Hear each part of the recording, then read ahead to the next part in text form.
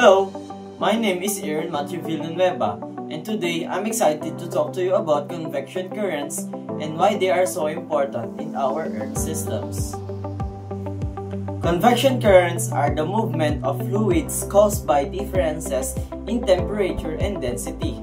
When a fluid like air or water heats up, it becomes lighter and rises, while cooler, heavier fluid then sinks, creating a continuous flow or a current.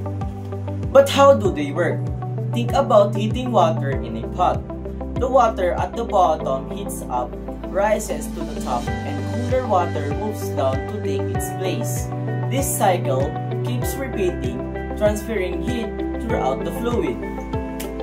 But where do they happen? They happen inside the Earth's mantle, oceans, and atmosphere.